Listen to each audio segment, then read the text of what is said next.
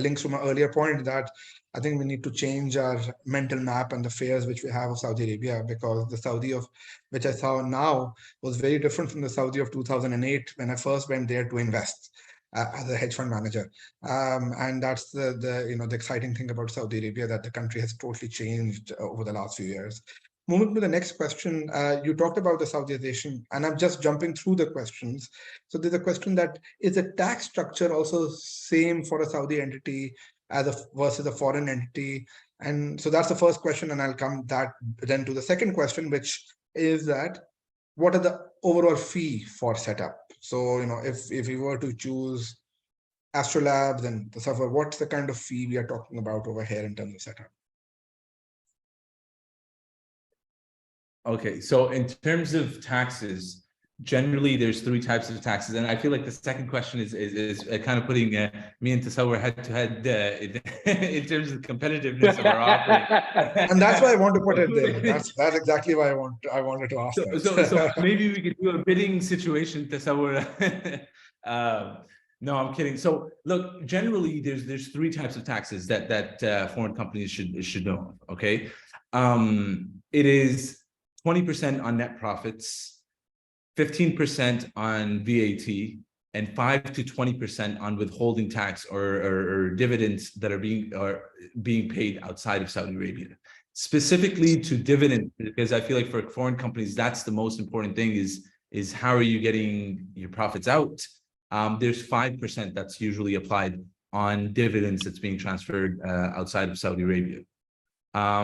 In terms of, and Tasawar, can you, if there's any insights that you have on tax, if you can just add, and then we can answer the second question.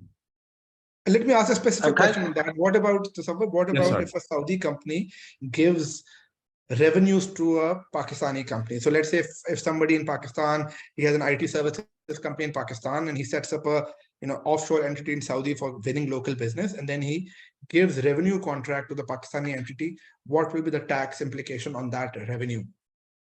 That's where the 5 to 50% withholding tax kicks in. So actually, you should have a structure. And again, I always throw in a disclaimer that someone should seek a professional tax advice, and we always give those referrals, just because tax is a very complex structure down here. PwC have a very good article, couple of pages outlining everything. So happy to share that post call. However, depending on the type of reasons for sending that money back, that ranges between 5 and 15%. And you have to kind of show that and pay that withholding tax, otherwise you'll get fined very, very quickly. So when it comes to tax, budget, you obviously register with Zatka, and you have to do your annual filing. And if you're sending money abroad, depending on the reason, you are paying withholding tax, and you have to declare that, and you have to file. You have to submit that payment as well. So if you're sending out 100,000, assume that you are paying 5% to 50% of that. So there's 2 things: it encourages you to do business within the country, and also encourages you to keep a certain amount of money within the country as well. The companies abroad have various structures, so they have internal agreements of payment structures. They have a loan structure sometimes where how they're funding the Saudi operation, especially in the first few years. We can cover that at a different time, I hope, because tax is far more complex, and I don't want to be giving any kind of form of tax advice. But people find very cool ways of reducing the exposure, especially early years. At the same time, the country's making, you make a lot of money because of the size of doing business here. So paying taxes is pretty normal.